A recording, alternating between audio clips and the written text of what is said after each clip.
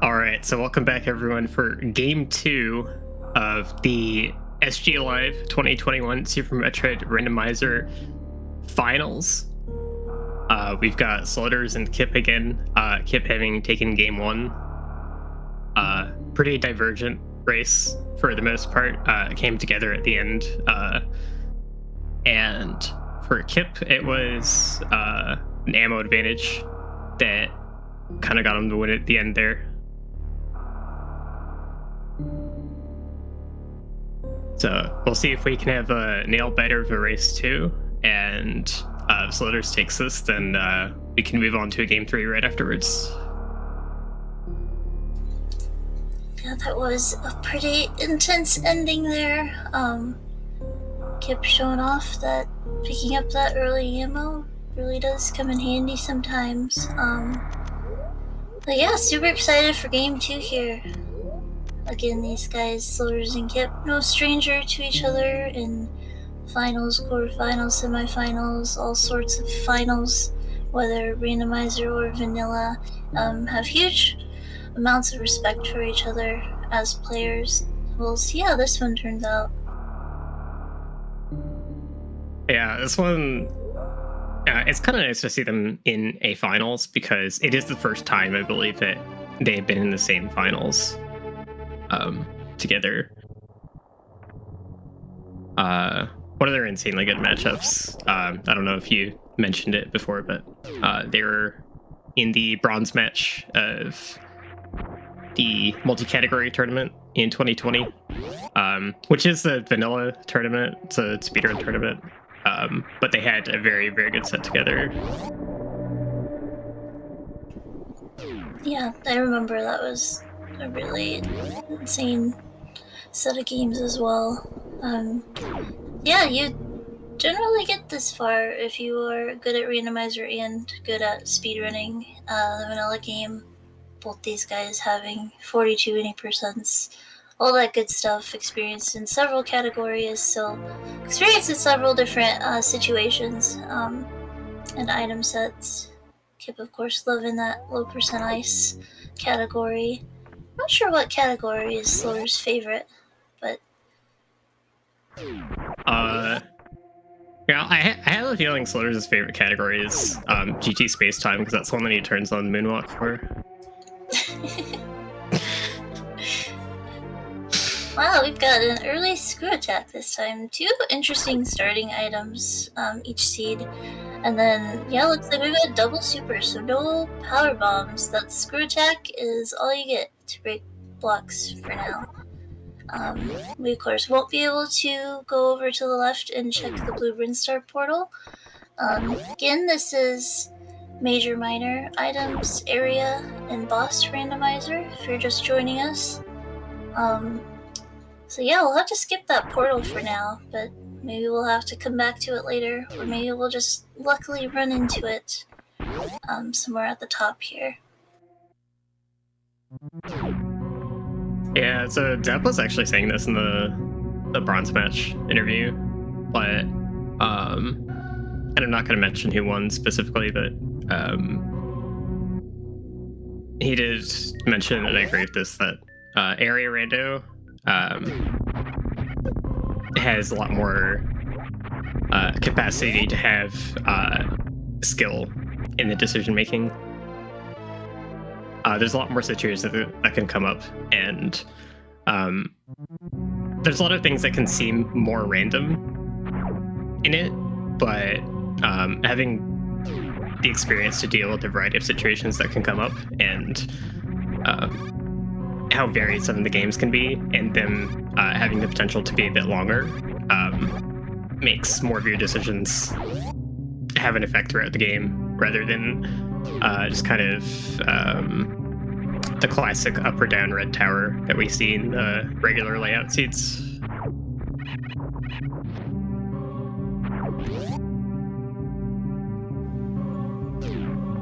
Yeah, that's definitely a good point.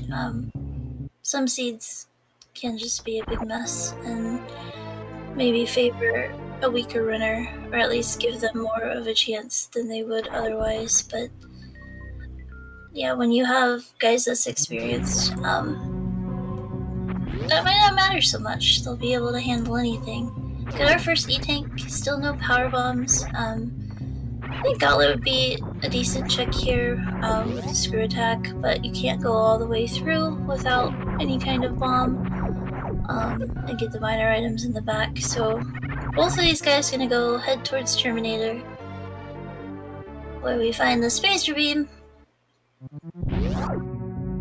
It's nice to have early if it's on pass and you're not sacrificing anything to get it. There was another of Kipp's races before where they found Spazer at the front of Gauntlet, and I didn't think it was a very good reward for the time invested in it. Mm-hmm. We got a Croc right away in Red Tower right next to where Criteria spit out. With just 5 missiles. Yeah, with just 5 missiles. It's doable in this ammo, but there's a high chance to have to rely on the RNG. That's not something you want to start with right off the bat in a race like this. It's very easy to get back to this later. It's actually much easier to get back to this Croc later with it being in a Red Tower portal that's next to one of the Criteria ones than it is if, oh, Sloaters is going to go for it. Interesting. I like this. I'm glad. It's for the divergence aspect. I think it's easy to say, like, Croc is at the beginning of the seed, so it's easy to get back to, but I find that's, like, not the case. I feel like you, like, never end up coming back to Croc. Well, like, I'm saying, like, we've seen races where Croc is, oh, that super miss, he's got to make this one count. Is actually going to get through the fight now.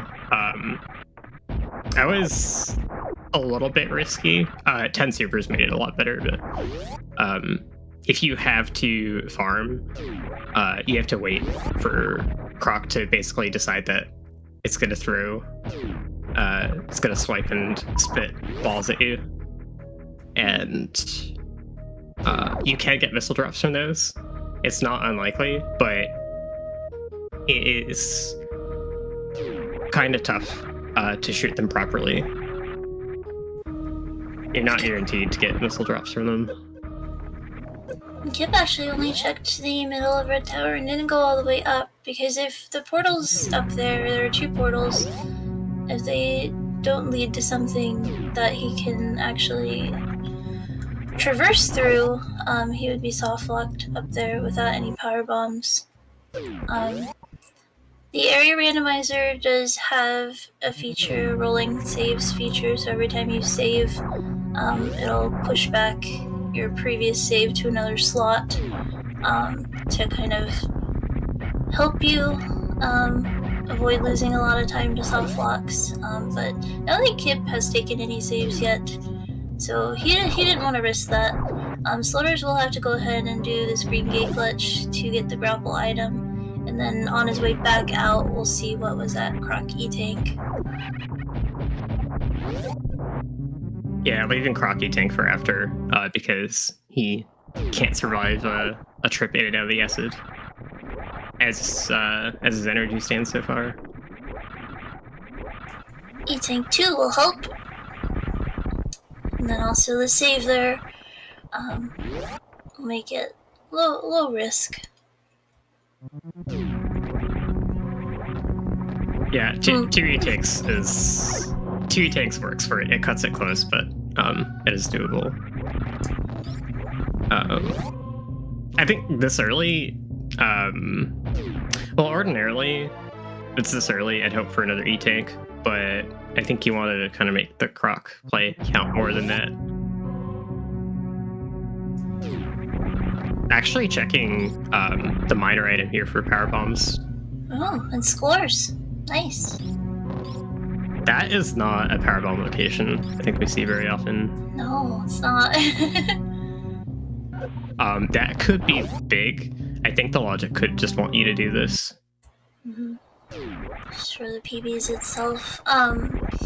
So Kipp hasn't seen it yet. Sloater saw single chamber by the Criterion Mushrooms portal, which is in logic to get through suitloads with 3 tanks that Kipp definitely has at the moment, but Kipp can go ahead and check the portals to the right before heading back that way.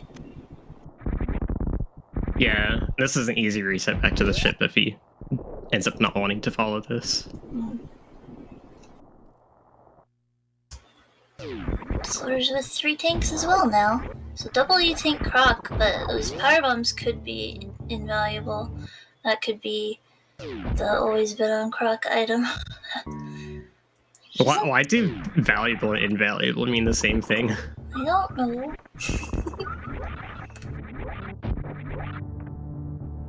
Did you catch the crabs portal? Because I didn't. It was Aqueduct. Oh, okay, yeah. I don't. Did he not save at the ship? Because that could have been a reset, I think. I thought he did. He definitely went into the ship. I thought I heard the save noise, but I might have been wrong.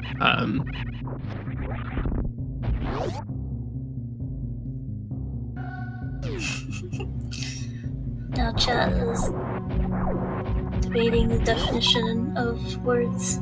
Thank you.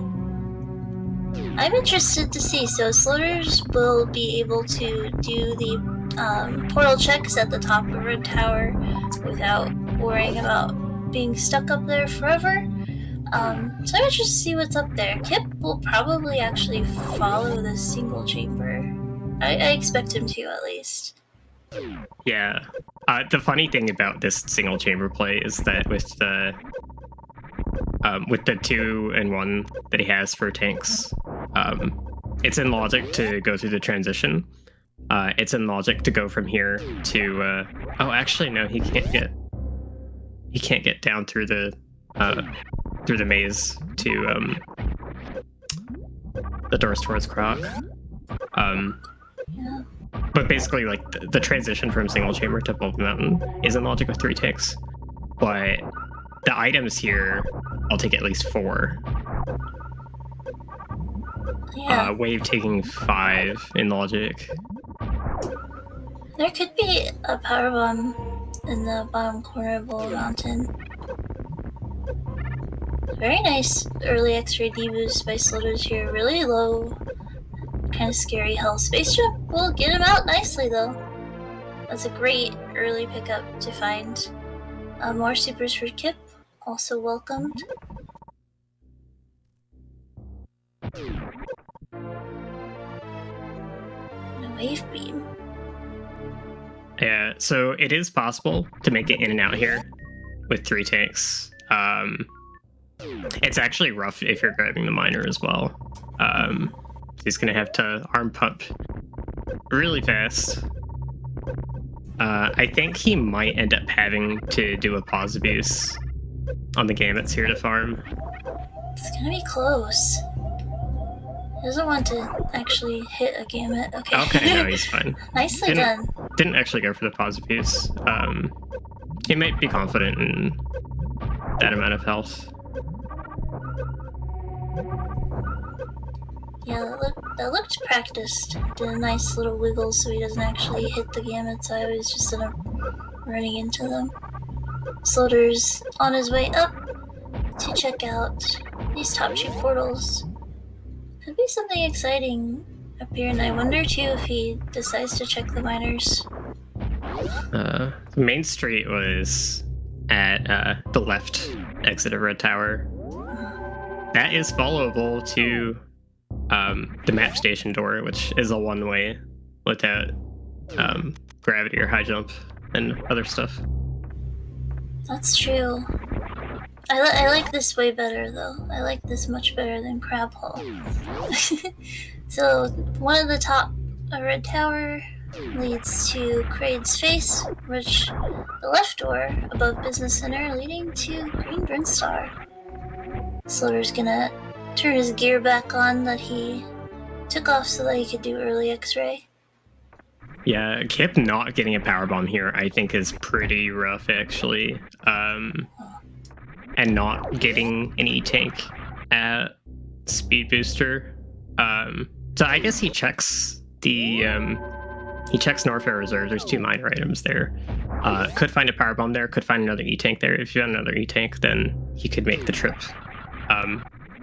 through Cathedral the reverse way. Looks like he's going for Wave Miner first. There's Gravity Suit and Brinstar again. Her sloaters. Huge find. Oh, there's power bombs. Out of logic for Kipp. Oh, this is that's gonna be really difficult to keep. See if there's an E-Tank here. Let's grapple. That makes it helps. easier, yeah. That actually he can helps. grapple across and he has Wave Beam to shoot the gate open. That'll make him end up spending less time in this double chamber. So maybe he'll be okay. We'll see. That's actually crazy. No, he's not doing it. He did not think of it. I'm sad. It looks like he'll be okay regardless. Yeah. Just without speed and high jump, this is sketchier than in like your standard like beginner route RBO kind of thing. Not beginner route, but like your standard double Norfair RBO. Where he takes high jump and speed. But also helping a bit. You definitely don't want to tank an enemy hit in that room. I think that's kind of the biggest problem. Like I said, if Kipp decides to... This room could be a little scary. Let's see if Kipp utilizes the cuckoo! Oh my gosh, Kipp! That would have been death right there. Those pirates do a ton of damage. The little stone gamers do hardly any damage, then the pirates sure make up for it. But I was gonna say the chronic boost portal, so not the one he's headed to right now, would take him to Green Brinstar as well. That's the top part. Oh, he finds the warehouse though.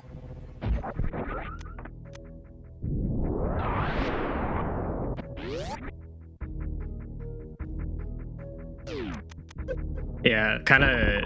I want to say 50-50 that he's got a fightable boss here. Dragon, technically, with grapple, he could do, but I don't like his chances on this amount of energy, and also having to do the high jump plus escape. Indeed, yeah. He would have to go for an ammo kill. Doesn't have enough health to do a grapple kill and grapple out.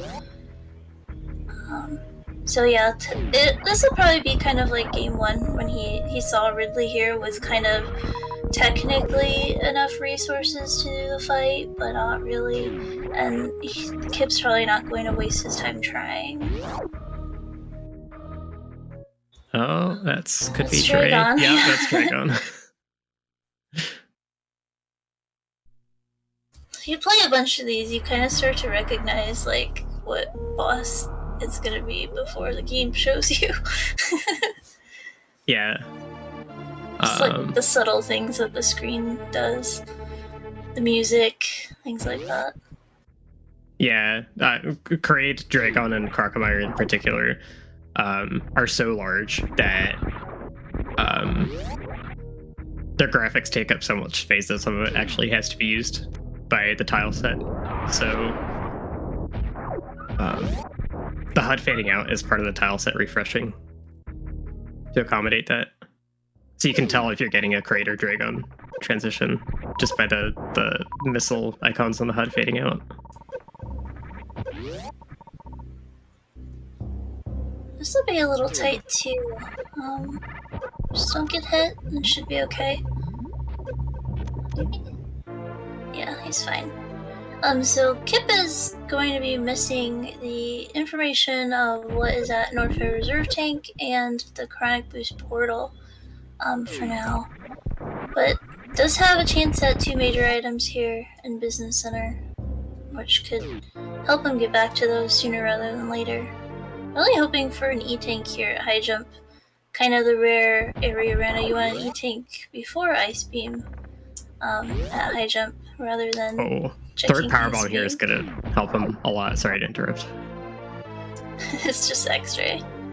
This is kind of your standard, like, I'm gonna call it again. I'm gonna call it slow progression. Like, just items that are items, but they're just certainly not progression items. Wave beam, space, or X-ray scope. Like, just these kind of junk items that don't really do anything for you.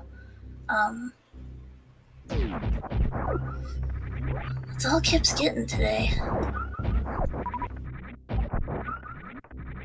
So is it called slope progression because the seed goes downhill?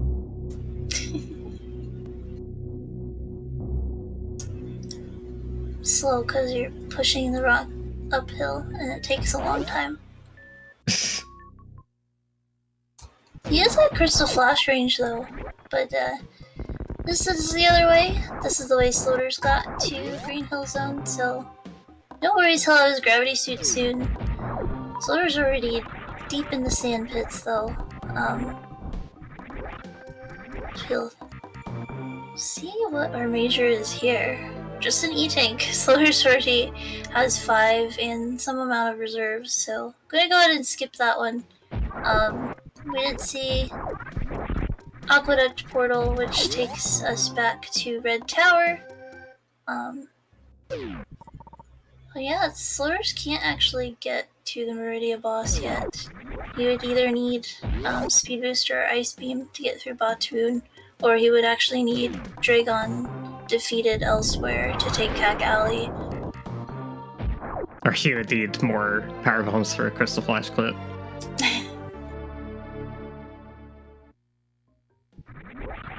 There are some players who favor that method of getting through to Dragon. Some seeds really tip in their favor. They manage to pull it off, but it's also kind of a risk in some situations to break past the logic that badly. Yeah, I think if it's something you're capable of doing, I think it's pretty risky when you don't know where Ridley is, because then at that point you've used up a whole lot of time just for a boss that you can't beat. Although Sloaters is actually... This is a beatable Ridley for Sloaters, I would say. Not cozy, but beatable. It's similar to the Ridley that you and Farfilly had. 30 missiles, 25 supers. That's, I would say that's tough on this amount of energy. I have one more E-Tank, I think. But if I can do it with just one more E-Tank, then Sloaters can do it with one less.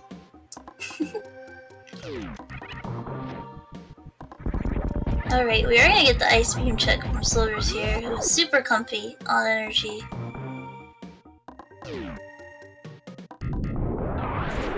And there's another E-Tank, just for the trouble.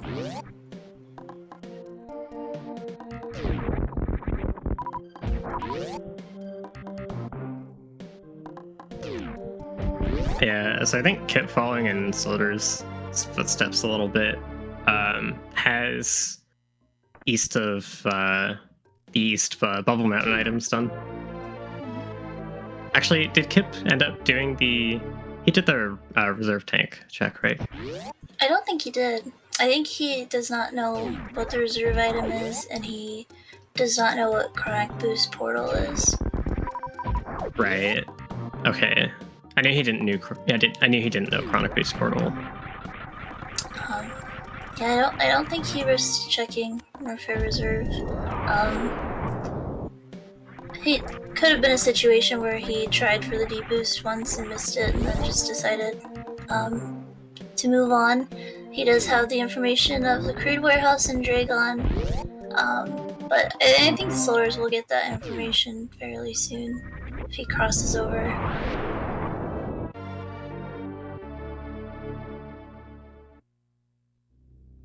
Yeah, Sloaters is going to be able to cover that easily.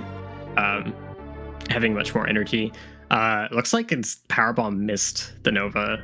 Need to kill the Nova to unlock that door. Which it can be kind of a pain if you miss it. It's a good thing there was a Powerbomb pack in there, because he would otherwise be completely out. Most of the kind of soft lock potential blocks in the very randomizer switch shot blocks, so that doesn't happen, but Novas will not drop power bombs at all, so he would have been stuck on 0.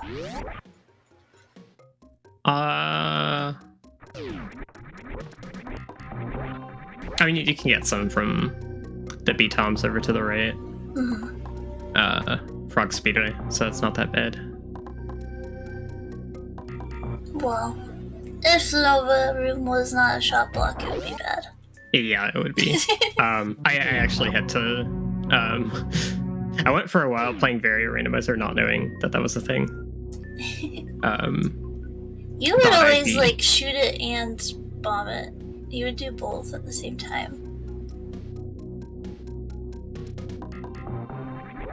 But, like, yeah, checking... in randomizers that don't have the level data changes for the soft lock prevention, you kind of...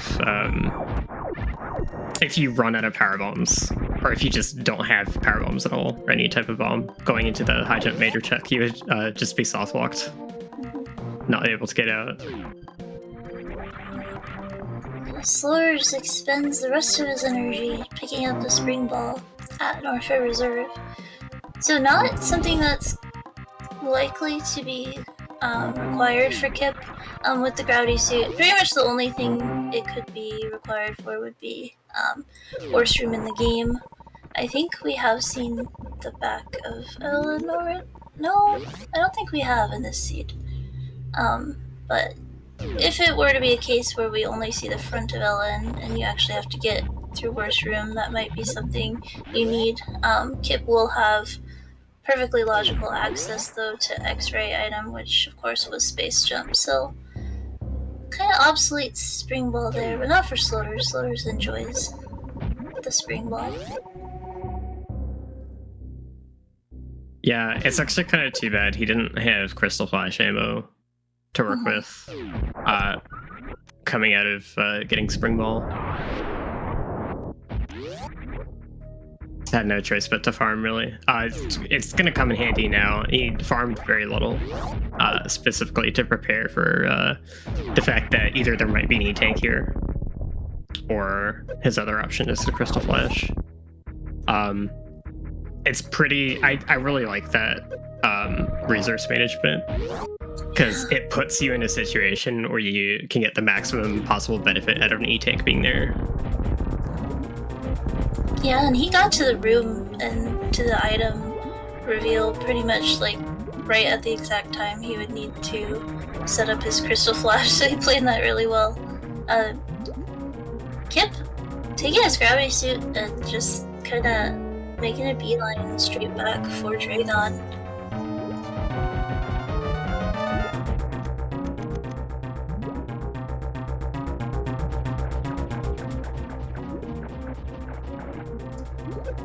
Yeah, this makes sense to do with the pre-knowledge of what's here. Unfortunately, missing the quick grapple. So if you get hit by a goo kind of off center, or you get hit by 2 at once, it can actually do like sort of a knockback animation to you instead of like the normal attaching. You'll hear a hit that sounds like you took damage even though you didn't, and it can interfere with things like trying to get the quick grapple, or trying to do your spark wind up to get like a Dragon blue suit or something like that. Wind up? Just a reserve behind Dragon. I think too, sometimes people will actually, if they don't have high jump, they'll actually stand on the ledge there instead of on the ground. But either way works. But yeah, he did get knocked back by the goop. So this is interesting now. So Dragon is dead. So that means we can, where Sloaters was in Meridia earlier, if Kipp finds that pathway, he can actually take the Yellow Meridia to Cack Alley tunnels through to the boss at Dragon if he so desires, without having Ice or Speed Booster. Yeah, it's pretty big too. Especially since Sloaters has already kind of explored that section of Meridia.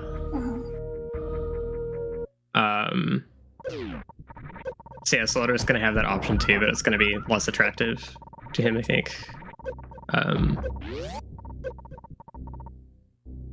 A higher chance of finding Ridley at that spot too. Now that Dragon is gonna be known. Oh, missing the grapple at the end. Sucks when you don't have high jump to just recover that. Yeah. Oh, he didn't have very much in his reserve. This is gonna be close again, but I think he'll be okay. I think he can get out. He's gonna be real more careful. close. Oh. Can't run! Oh my gosh! the end of that room did not go like planned. Oh, that was so scary. Because it's kind of like a... you're making like a last minute decision to whether you're going to grapple across that or not, or just commit to waiting and doing your Crystal Flash. And if you mess up the grapple and you don't get across cleanly, like he had to do an extra swing there to make sure he got across that time. It's setting you up for potential regret for that decision, because then you can end up at too low energy to have time to Crystal Flash. Like he did not have time to Crystal Flash at that point. He had to open the gate and hope that it was enough to go through the door. Yeah, when you set up your Crystal Flash in a heated room, you want to start setting it up a little bit before you hit that under 50 threshold. It's around in the 60s, early 70s. Yeah, 60 to 80 works. As soon as you go under 80, it'll work. Actually, I think like even like very low 80s will work, but I wouldn't want to try that. You can get it off at like mid to high 50s too. That's the other risky end of the range. Yeah, Kipp took it super safe there. Let the heat room damage him down a little bit, and then went back to the gate room where it's not heated to perform the Crystal Flash, just to be extra safe. Gets the high speed E-Tank. Probably not the thing you want right after a Crystal Flash, but there it is. Yeah, honestly, in that position, I'd be happy just with surviving. Yeah, but that was these guys today. Was it Kipp earlier too who made us scared? Or was that Sloaters? I don't remember in which game. This one. I think it was Kipp. The Sloaters just haven't spaced up already, so no issues with that room at all. Yeah, the spaceship has a lot of just... It's just one of those items that it can have logical implications, but it's just really comfy. And then you pair it with Screw Attack, and you're just pretty much unstoppable. Sloaters, interestingly, has quite a lot of power bombs, max 25. I wonder if he is having like various skip in the back of his mind. I think he always kind of does. The Varia locations in the siege, the Varia locations in Area Rando can be pretty nasty, and not just because of the location itself, but because of maybe how it's how the area portals are placed, cause it to be placed relative to everything else. You can have some Varia locations that are just a much more massive backtrack than anything you could ever get in a regular layout. Yeah, Kipp also collecting a good amount of E-Tanks here. It's a really cool farming of the bulls inside of the sand pit, which you don't see ever. to get his power bomb count up. So he's gonna go this way to go up kind of through the toilet here.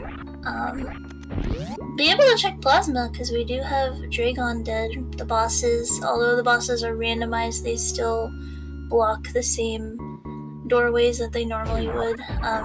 Ridley is the only boss that doesn't actually unlock anything other than the item behind him. Kipp is skipping the plasma check. Oh, he can't get out, can he? No. He doesn't have a way out of plasma. Yeah, no. That's unfortunate. The odds say it's not a big deal, but still, you'd like to be able to check as much as is in your way, because you don't want to have to backtrack to something. Looks like we got actual plasma beam at Mama Turtle for sloaters. Just gravity jump. Yeah, the plasma beam room is not underwater. It's kind of funny. I have seen people ask that before.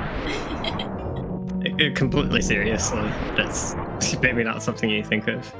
Oh, speed at Platoon. That's nice for Kipp. Kipp will have the seed.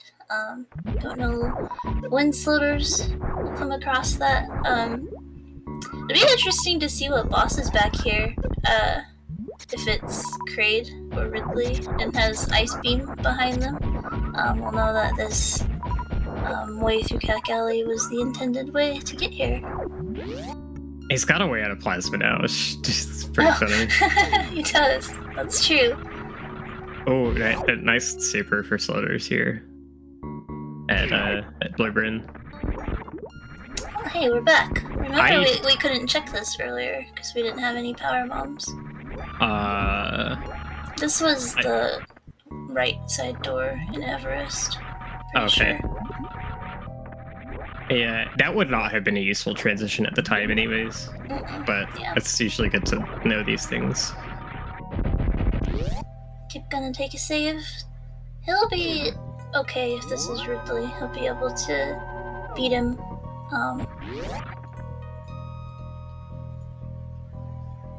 Not super easy, but with enough experience, definitely doable. Picks up another missile ahead of time. Yeah, I think hoping for a super there to make the fight even comfier. Although you probably won't miss that many supers. It's got enough. Yeah, this is Ridley. You can tell because the door is going left like normal. Hello, Ridley. Yeah. Barring any disasters, should get through this fight perfectly fine. Should have plenty of energy to spare at the end. Oh, it's starting to swoop. It's not ideal. It's got enough energy though. Yeah. That was very quick. Very nicely done. Has tons of energy, doesn't have to worry about a crystal flash anytime soon. So we'll get to see what this item is.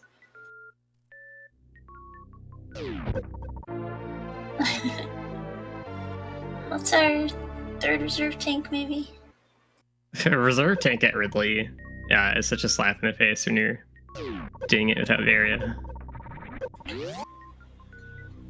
So Slur's not picking up that E-tank at Gauntlet, actually. So that could indicate maybe he's not thinking about a Varialist Ellen. Although his health's not bad, we know now. Slurs doesn't know, but we know now that Ridley's not vanilla. So it takes away kind of that difficult part of Varialist. But let's see. I don't think we know what the moat is. But Slurs doesn't know what either of these are.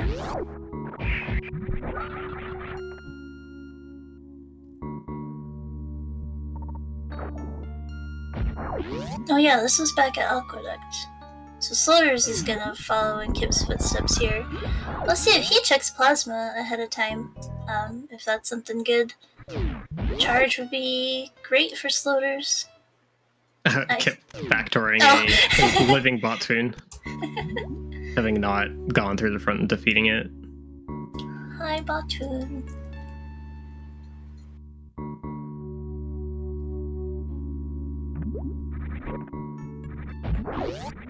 Oh. It's a very natural thing to do.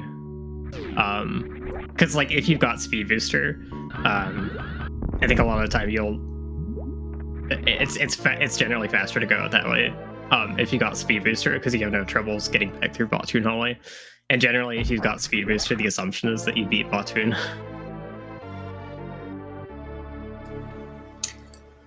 Does Sloaters know that either this or Plasma has to be Varia?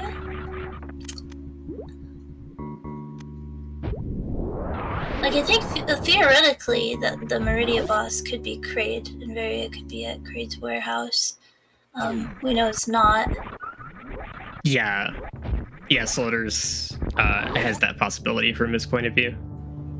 There's also Speed was there at Batoon E-Tank, which could mean Varia at Waterway. Oh yeah, that's true. Rick Chip, though, is off the table for now. Just an E-Tank at Shack. Oh, I'm interested in Plasma now. Much more interested than I was before. Yeah, the possibility of Varia at like an unknown Meridia boss, I feel is always challenging when trying to route a Varialess Meridia. Particularly if it's the one thing I'm looking for, kind of goes double if I don't have great resources for Ridley, but these guys do right now.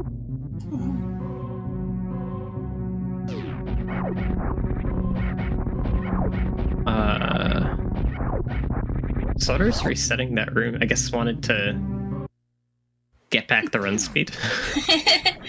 It does feel bad when you get booped and you lose all your run speed. It does. I'm not sure if that's worth the door transition though. I'm not sure either. But Varia here at Plasma is humongous for Sloaters. Charge would be pretty big as well. Let's see, yeah. So yeah, he's pretty much got this, or he's got Batoon in Logic, and then he doesn't know what the Meridia boss is. And yeah, I think Sloaters has seen everything else. Oh, just barely got that wall pirate. It is Varia. That's huge. Kipp is very far away from that. So we're in kind of a territory here where Kipp is probably going to have to go Varialess to LN.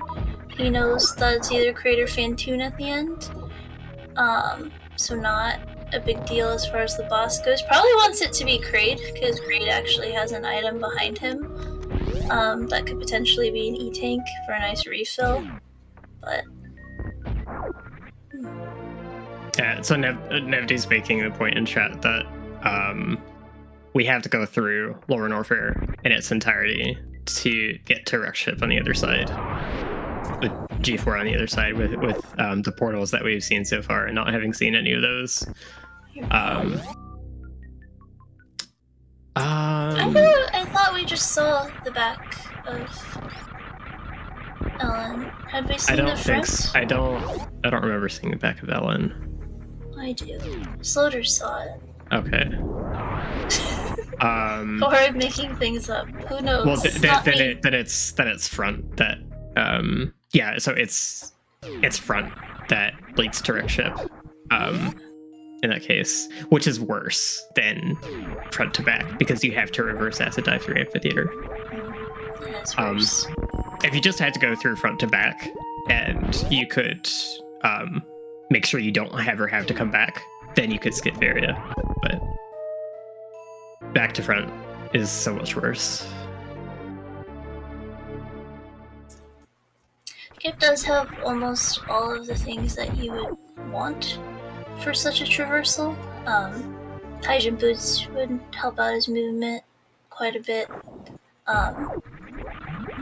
But screw attack and space jump really lets you kind of fly through Lower Norfair for the most part. But yeah, like you said, the acid dive is quite a bit of energy lost without wearing a suit. So Slaughter's just left Meridia. Did not get to the boss.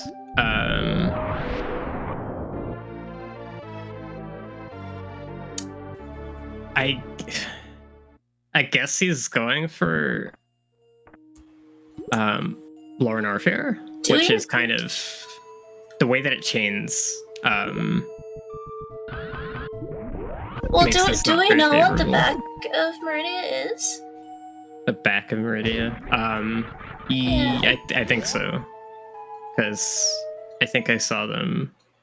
I think I saw Slaughters come in that way to get to Meridia for the first time. He's just rolling around. Yeah, maybe he just confused his portals and thought that was the back of Ellen. It was easy to do. It's hard to like try and play and execute well, and also actually physically track. And if you don't physically track, it's hard to remember. They're both converging on where I believe back of Lower Norfair is. But Sloaters having not done Ridley is gonna be really bad for him. Kipp actually backing out of this. Yeah, because Kipp doesn't have Varia, so yeah. I would expect that. Sloater's not checking that minor item at least. I think he's kind of doing the thing again, like maybe hoping that Charge is just at Fireflies and he can save that time. But that kind of play burned him a little bit in game 1.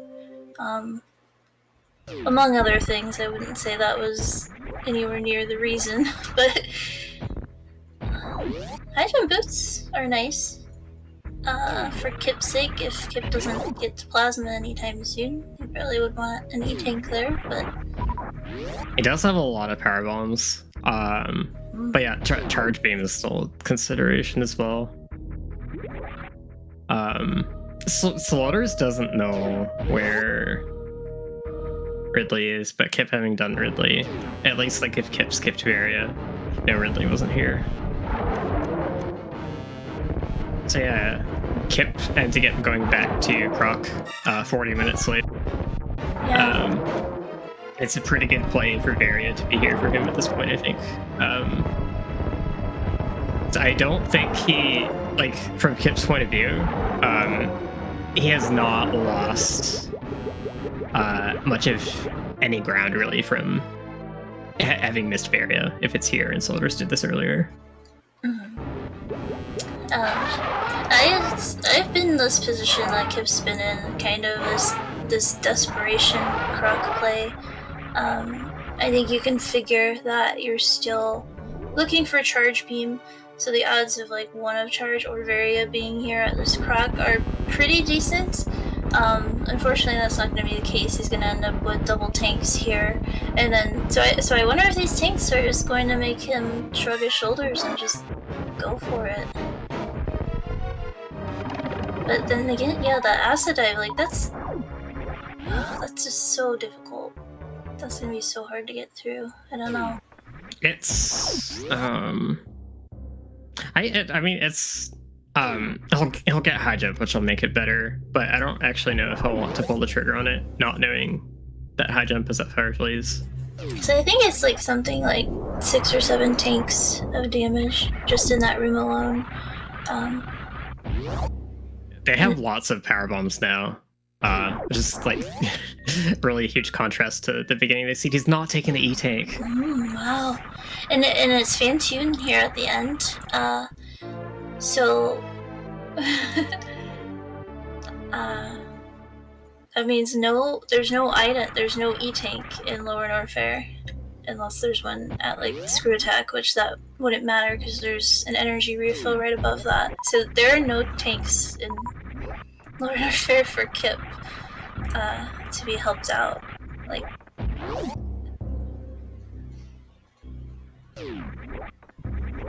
the thing I don't know. like Sloaters, if he's skipping the minor items that he just did in LN, which are pretty convenient, pretty on the way minor items, he's going to have to search the wrecked ship for charge. I think he's got no other choice. He's at least checked everything pretty thoroughly that charge kind of has to be there for him at this point.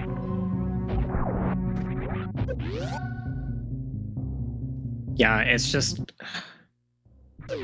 Slaughters is gonna have a massive backtrack to have to go get the Ridley kill in Meridia. Yeah, that's what's making me wonder. Like, does Sloaters know what the back of Meridia is? Because maybe he thinks I was pretty sure that that's where he came in originally. Because while Kipp was doing hell runs, I saw him fall down to where the ouch was next to the save room at the elevator. So I can't imagine he doesn't know that transition. He first came to Meridia, like, long before Kipp did, through Criteria, being Aqueduct. One of the portals there being Aqueduct. So, yeah. I'll just see, because yeah, this would be a pretty clean endgame route. Like, he should have the information to know that he shouldn't have come here, right? I would think. Yeah. That's why I was kind of freaking out that he was skipping Ridley. No, he's going back out the back. Yeah, I think he probably figured it out. That's not gonna feel good. Like, there's a lot of times when you don't realize that kind of a certain configuration must be true when you're playing a random seed. Like, I don't really care what random game you're playing, but you realize information that you could have pieced together earlier, but didn't put it together in your mind. And you now know that your opponent would have had access to the same information and be able to benefit from it where you didn't, because they might have put it together. Nice. Shot block there from Slaughter's up red tower. Kipp coming back for Waterway. It's basically here or Plasma for Kipp, and Kipp does not want it to be Plasma. Unfortunately, we know it is the 4th reserve. Yeah, Kipp's not happy about that one. It sucks when you go out of your way for kind of Hail Mary checks like these, and it's not even something like decent. Like, he could have gotten charge, he could have gotten ice, could have gotten bombs, but he gets a reserve tank instead. Yeah, charge would be like the big thing, but they're like, from Kipp's point of view, not too far off of the ammo that they need. Slaughters is pretty far off. Once again, actually had very, very similar ammo counts to what they had at this point in the race last game, which is pretty funny. Yeah, it is. And Slaughters is not going for ammo, so he's has to be committed to clearing the entire wreck ship. You know what? I think actually Slaughters might kick himself finding out that speed was at bot tune, because the fact that he does not have ice or speed is forcing him to backtrack all the way through the sewers, through the tube room, to Plasma Spark room, to get it right to Dragon. Yeah, I think he's still not. He's gonna take he's better take the Zoa Sandpit. He's a little lost. He might be on. Hello, please. Meridia's hard, okay? I'm like freaking out over here. They're like almost high-fiving. Slaughters needs to pick up 100% map completion. That'll help him out, maybe. But yeah, Meridia is a little confusing. A lot of the big rooms look the same. And then just like... See, Kipp is already back at Plasma. He's down basically the Lower North Fair traversal. to fan tune and back out, but making up time from Sloater's kind of getting a little mixed up with his portals. A nice snag on the wall pirate from Kipp too, not letting it jump across.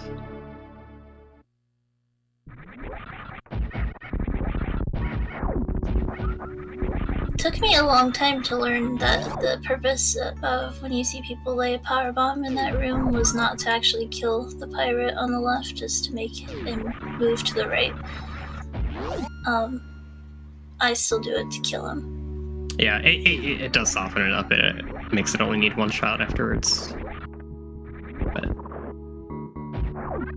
yeah, powerbomb hits can kind of activate an enemy's AI when it's not supposed to.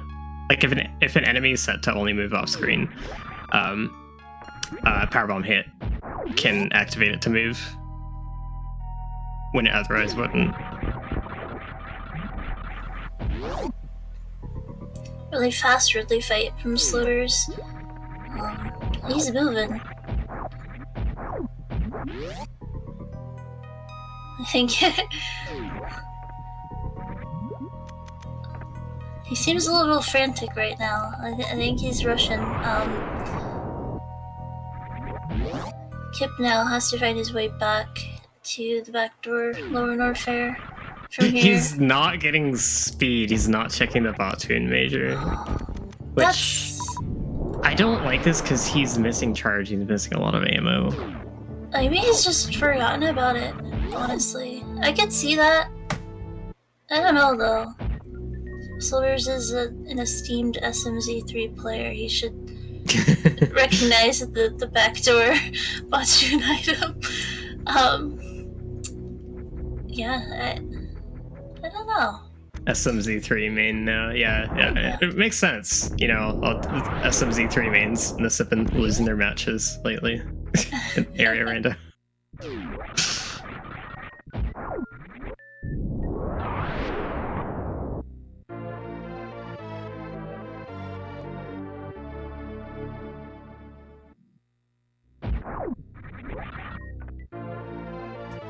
So now in this race, speed will be that 30-second boon in Turian for Kipp,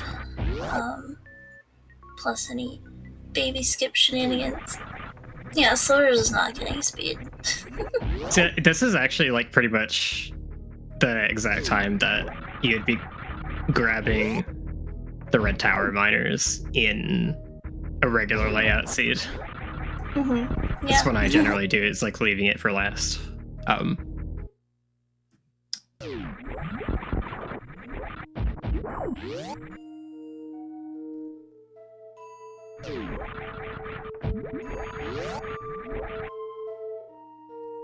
Yeah, Kipp, I just once again is gonna end up running away with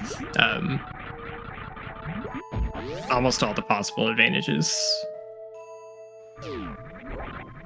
Yeah, and Kipp is again close enough to that ammo threshold that you need to just go ahead and pick up a few more minor items, which there's a few convenient ones right here in Lower Norfair.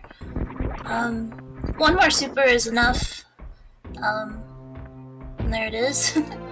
Anything more is just gravy, just comfort, able to open the doors without refilling, that kind of stuff. He can speed sub skip, so even that's not going to hold him back at all. So yeah, Kipp, pretty commanding position. I think Sloater's best hope here is if charge is in one of the early spots of the wreck ship, either the E-tank on the way to the other portal or at right side supers would be ideal for Sloaters. Yeah, Sloaters has gotten the Lower Norfair boss down already. It's just Fantoon. It's going to be physically ahead. With Plasma, yeah. Like, having Plasma is when charge shifts your position most significantly. It's like, if they didn't have Plasma, Sloaters could find charge and then still take a long time on the Mother Brain fight, but since he's got Plasma, we'll pretty much be able to take full advantage of it. If Plasma's really quick in Wreck Ship, then Sloaters has the lead. Sloaters, yeah, Sloaters needs charge. He can't even Zeb skip. Like, he doesn't have ice or speed. So not having either of those options for Zeb skip requires even more ammo, or requires killing the Zebs and refilling and running back and forth, which takes several minutes, like, when all told. Actually getting a screw attack check. Oh, he's very low on supers. Oh, last one! Oh, he nailed it on the last one. Wow. Oh gosh, that's so lucky. I would be shaking if this is charged, because that would have just come down to that super right there. Oh my god. This is bombs. Oh no. Okay. Okay, well... that's a little bit relieving, just from the thought of if he had missed it. Yeah. Oh gosh. You can tell he took a little bit of extra time on that last attempt at the gate just to make sure that he got it right. So the worst possible thing from the information that we have is if charge is at Crate's warehouse. Front bucket. Oh, that's terrible. That is terrible. I forgot. That's an easy thing to forget about an area. I think that's the only other place it can be besides the Wreck Ship. We know it's not Waterway. Sloaters doesn't know that, but we do. No, it's not Shack. Yeah. Oh yeah, Wreck Ship Reserve, because Sloaters can't get that. It's gonna be like ice at Crane Warehouse and charge at Wreck Ship Reserve. Oh, I'm gonna be so sad for him if it is at Wreck Ship Reserve, because he, like, in theory, he should be able to have gotten that. Mm-hmm. See, like, with missing charge, he really should have done the bot tune check. Should have speed right now. Yeah. I mean, even gravity suit charge would be not great, because he's gonna lose a lot of time to get there, but at least it would be accessible. But oh, this is gonna be heartbreaking. I guess I could just be behind Crate. I forgot that we still get that item. The fact that this isn't Fantoon throws an extra major into the mix. He's still got a chance, but it's just like really gonna come down to what is here. It's going to tip the race. There's always like a big element of luck in Randomizer. There just always is. Just an E behind Crate. And like, if something like Wreck Ship Reserve charge were to happen, I don't know where Kipp got all this insane luck, but he is just... the gods are smiling down on him today.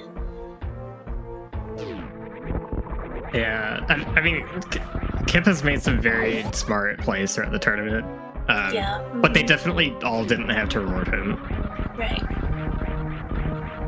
And he's routing this endgame exactly correctly. There's Ice Beam. That's a tease. That's a big tease. It's sub-skip potential if charge is locked, but if Sloaters has to hunt for ammo again, he's gonna lose. Yeah, because of how dead-endy this is. I just mean, like, if he finds like 7 supers in the next, like, 4 minor checks or whatever, he might be okay. Oh my gosh. And Kipp is running. Kipp's got 60 supers now, so he's extra comfy. Save is interesting. I wonder if he's gonna gun it for Wreck Ship E-Tank. Yep, okay. It is the closest to the portal that he wants, so I can see why you do this. It's a much shorter check than doing bowling for just 1 major as well. He knows that he cannot access the Wreck Ship Reserve. I wonder, do you even like look at the Wreck Ship Reserve for like info on what it is at this point?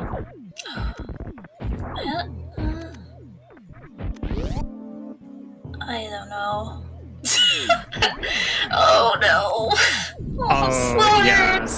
This is rough. I think if Charge is at gravity, it's gonna be too slow for him to win at this point. I'm not sure. I don't know. Yeah, I think so. He doesn't have speed. He will lose time in terrain in the escape to not having speed. If he grabbed speed, like, he would actually be so much further ahead than he is right now, just because of how much less time he would have spent running around Meridia. Kipp not even checking the item behind crate. He doesn't need it. Oh, this hurts my heart. I cannot believe this. This charge beam in so many of these seeds this tournament has just been insanely difficult to locate. Yeah, Kipp is just like cruising at this point. Is now physically on path ahead and gonna get to where he wants to go. I don't even think Kipp ever got Kipp miners. No, he did. Oh, he did? Okay. I mentioned that like towards the end of the seed. I didn't say the name, but like Red Tower miners. He got them at a more conventional time that you'd get them in a in a normal layout seed.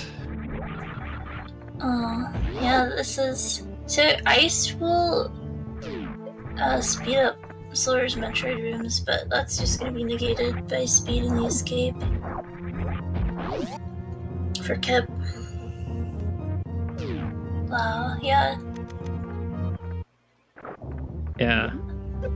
So, that, like, barring some disaster at Mother Brain, it's just, like, you know, it's still, in theory, possible. Like, I'm sure he'll go for stand-up at this rate. Wait, no, he won't. He doesn't have charge. What am I talking about? Oh yeah. True. He will shoot the wall, though.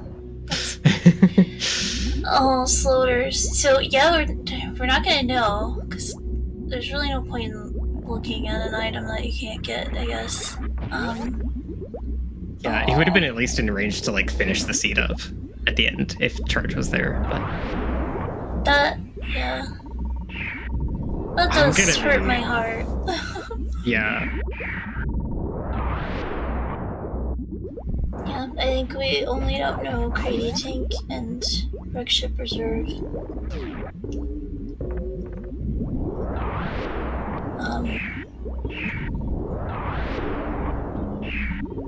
I just wonder, like, I wonder if he knows that he forgot Batu. So, I mean, if we're trying to avoid heartbreak here, I think we hope that the charge is at Crazy Tank.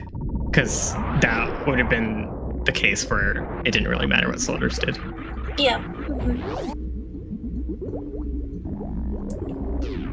I think Screw Attack Charge would have been awesome, but I think Right Side Supers or E-Tank Wreck Ship would also mean Sloaters wins this. Yeah. We saw seeds in area seeds on Randomizer League playoffs come down to where charge was as well.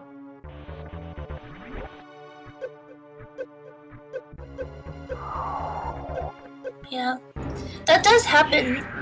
The benefit of non-area though is you can, you know, ahead of time what your route is gonna look like at the end, and what miners you can plan on grabbing and things like that. But in area, you don't really have the luxury of using your brain space to kind of think about that. And I think Kipp has kind of gotten the memo more than other runners about that you just need to pick up your miner items in this. Yeah, I was saying earlier that Varia can be in some incredibly awful spots for like backtracking and progression. Charge kind of falls under the same fate. Gravity is a bit different just because gravity speeds up your Meridian traversal so much, especially if the Meridian traversal is key to progressing in the seed, or you have to do it back and forth. So gravity is like there's some really favorable layouts for gravity skip in your area, but it's less common. I do think though, like, so sloaters just traverse back LN. Like the ones that sloaters skipped in LN, I think he should have picked up in the first place, kind of thing. I get why he didn't, but like there really wasn't any. There's not really any other miners that I feel like were super on the way for him that like it was weird he didn't pick up, kind of thing. Like he's going to watering hole now. Like you never see this ever, and yeah, it's just desperate. I don't really think sloaters did anything wrong. I like the idea of saving a little bit of that time, and if you run into charge, you know, you've gained all that time on your opponent. It just didn't work out either seed for sloaters, and Keep getting an immediate missile snipe from the turret. Thanks. Missile snipe's not too bad with the ammo he's got now. yeah. Gonna want to avoid losing a super though. So he had to do that speed tight skip. It's a very tight short charge, but he had to do that to conserve enough ammo to get through this weather brain fight. And not knowing, you know, what kind of fate is befallen sloaters, and this being the one game that's standing between Kipp and the championship, winning the whole thing, took a few tries to get it. I think nerves are kind of finally settling in. That's a super miss. I think he can afford it though. Yeah, he has 4 supers leeway, I believe. So he's pretty cozy. That looks like the end of the fight. So there's way bad for Billy Mays. I know this feel. Yeah, Kipp gonna take this championship. He really flew through. So we started with qualifiers and narrowed it down to the top 16 here for SGLIVE. Just really the best of the best. And Kipp's gonna take home the gold tonight. Yeah, this will be Kipp's 8th game that he has won in a row. The only game he's lost in the whole tournament was the very first game against Owl. I will say that set between Kipp and Owl was actually like really the closest he's come to losing a set.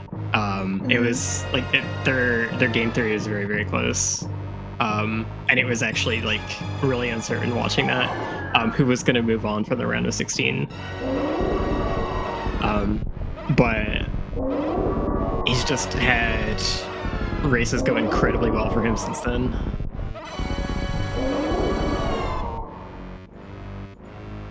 Yeah, he really just... Kipp didn't seem to really like make any mistakes from the races that I saw. Like there's always things in Randomizer that just aren't going to work out great. Like sloaters played this one at the beginning like kind of perfectly. Like he went for the croc play, got the correct first power bombs, didn't have to, you know, go through those horrible hell runs that Kipp chose to do. Had everything going for him at the beginning, got the Varia suit on time when he was supposed to. Then it just kind of fell apart, like, for sloaters. That Varia, he tried to follow it away from where he was supposed to go, because if he didn't get Varia there, I think he would have gone to the Meridian boss, probably would have gotten speed. I think it really distracted him, and I don't know, like maybe wasn't expecting to get Varia and then thinking he had to immediately act on it. Like there's some situations like that in Randomizer where you're like not really expecting a certain item to pop up, and then you realize that if you don't, like if that item could be your go mode or could lead directly to it, you kind of have to adjust to follow directly to it, otherwise you might just lose doing unnecessary things, you know? Think about it too, like, you're at Plasma Beam, generally that means you have Dragon killed. So it's like your muscle memory says like, hey, I was able to get into plasma. That means the Meridian boss is dead. So I should leave. That's how it would be in a normal scene, but Monster Rando changes that. Alright, so Kipp gonna finish up right here shortly. Taking this final set 2-0 over Sloaters. Kipp is your winner of the SGLIVE 2021 Super Metroid Area Randomizer Tournament. GG's, big congratulations to him. And Sloaters, unfortunately, going to forfeit. This particular match just had a lot of things go wrong for him. But second place, still really good. And we'll get these guys in for interviews shortly. Yeah, huge congratulations to Kipp and to Sloaters. The top 4 racers all getting a share of the prize money. So nobody going home sad today, but yeah, really well fought from Kipp, and Kipp's way through the bracket was also pretty strong. Al, of course, as we mentioned, he had to face you. He raced Zeb too. Yeah, it was really well fought by Kipp.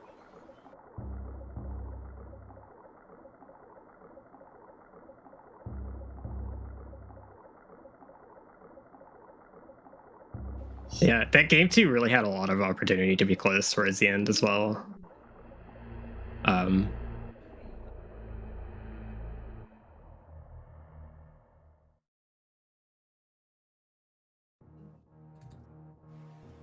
Yeah, I really want to know too.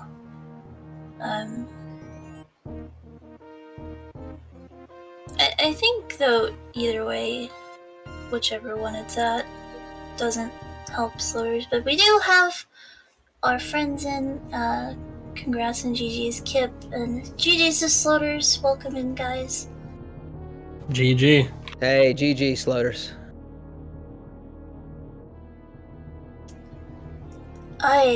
Where do we begin? Good grief. Yeah, I don't know.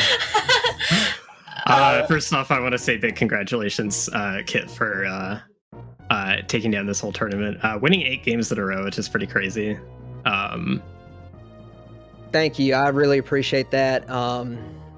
You know, I'll just go ahead and openly acknowledge right off the bat that, you know, I'm very excited. Obviously, I want to wish a big GG to Sloaters. He had a fantastic tournament, tremendous, you know, player to play against. I mentioned, I think in the semifinal interview, that my path to the championship would have to go through Al, who's a multi-time playoff contender and even made the semis this past season with his team, and then Asger, Zeb, and Sloaters, all of which are either Rando League season champions or SM Rat multi-champions. So for me personally, this is a big one. Had a lot of really stiff competition, and I'm really happy that I was able to pull it out.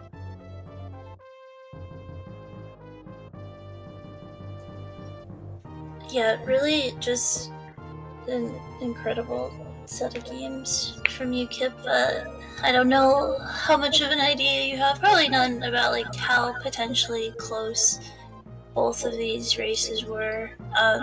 Obviously you saw Sloaters finish game 1 about a minute after you, but if you had seen the situation at Turin was pretty crazy.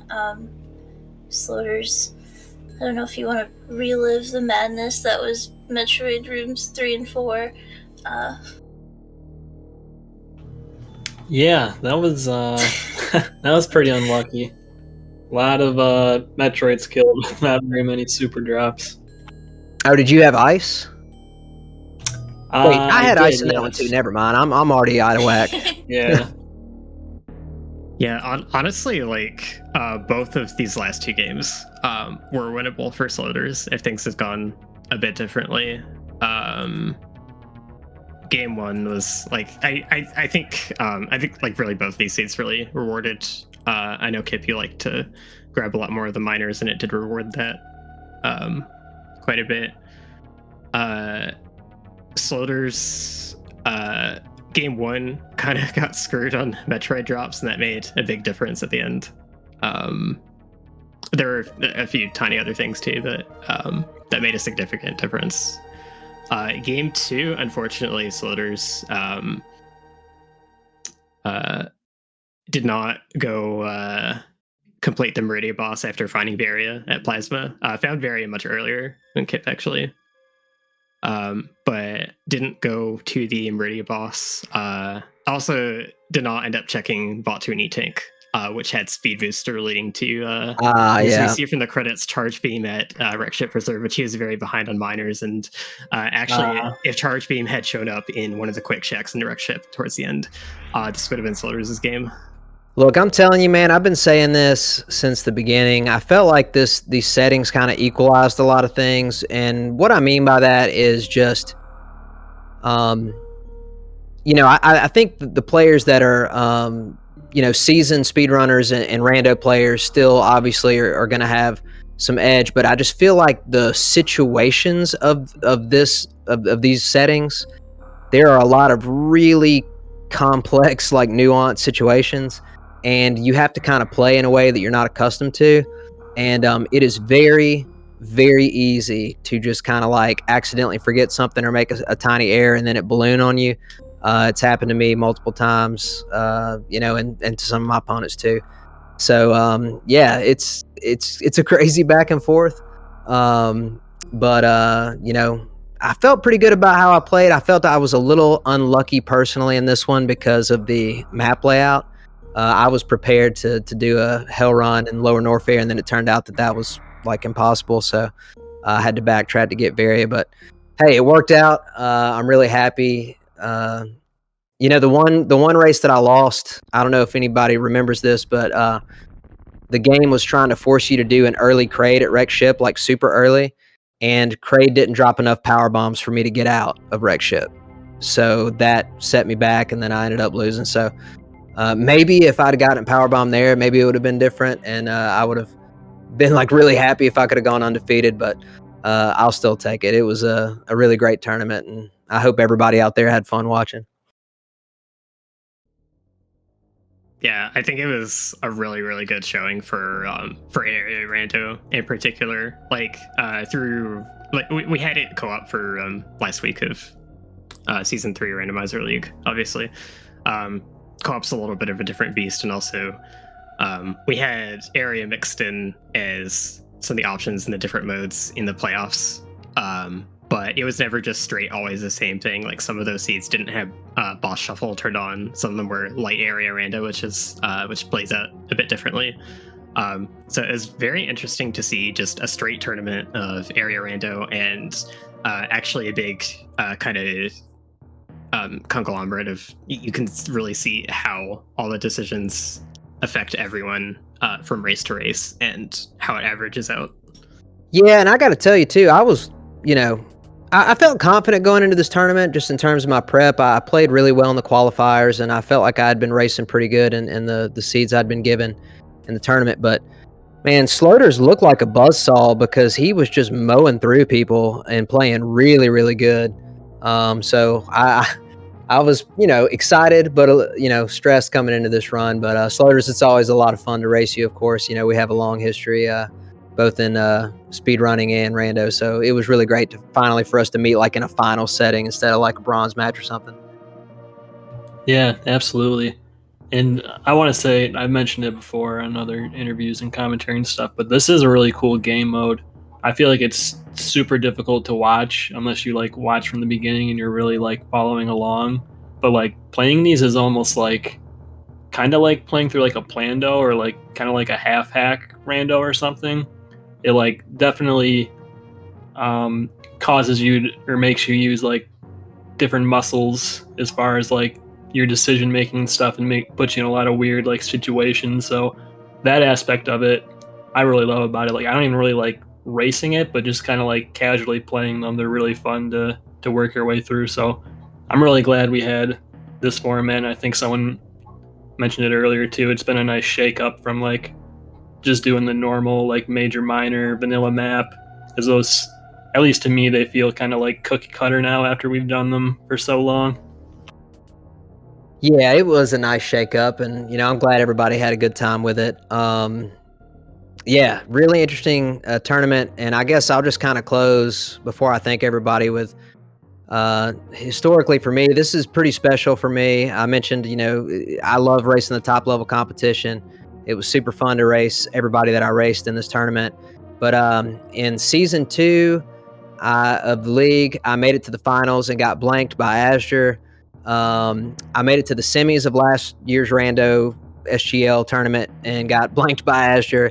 And then this past season in the league, it was a team effort, and I was undefeated in the playoffs going into the finals, and then I got blanked again. I went 0-2 in the finals, and our team still won. But even though I was happy about it, and I was glad that I contributed, to us getting to the finals, but it's still, the competitor in me wasn't very happy with that. So it's nice for me to finally kind of have the monkey off my back. Like, I've won a randomizer tournament straight up by myself, and yeah, I'm just really happy about it. So I'm gonna celebrate tonight with I'll probably have to go get a Kit Kat and listen to some good tunes.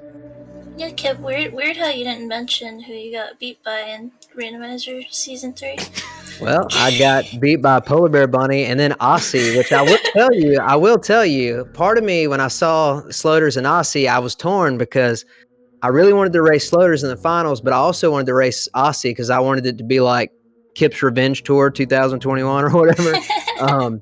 But obviously, I think everybody that made the top 16 is a very quality player. And I don't know what's next for Rando, but I'm really happy with the past season of the league. I think we had a really good format.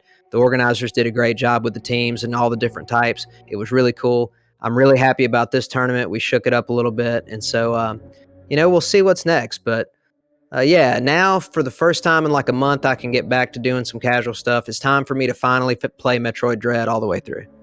Yes, me too.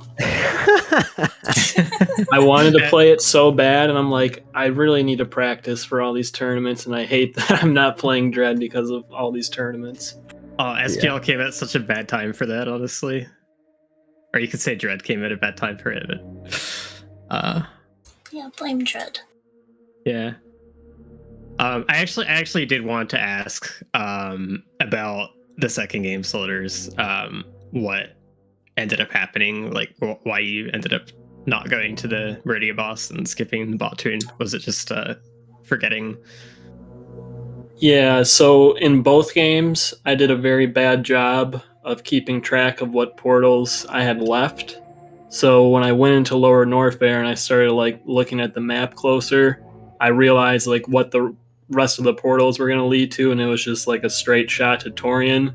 And then I, realized obviously I didn't do the Meridia boss yet, so I had planned on like doing Meridia at some point after Lower Norfair, but I just didn't see the path immediately until I was already deep in Lower Norfair, and it was going to be a super long trek back. Yeah, that's understandable. I think the not taking the bot tune major is kind of a miss too. Like even when you went back for the Meridia boss because you needed charge so badly.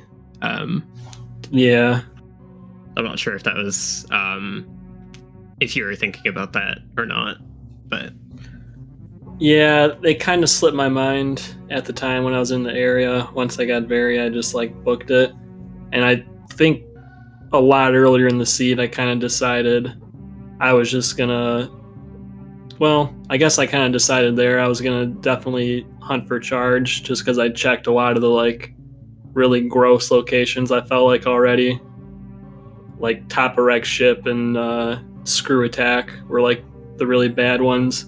But then, of course, if it was like buried behind Speed somewhere, or it was at the Crate E tank, that would have screwed me like it definitely did. So, but that happens. I felt very behind when I found Varia. It felt like it took me a long time to get there, and I didn't feel very great about my execution in both games, really. So I was kind of like looking for a way to gain time back.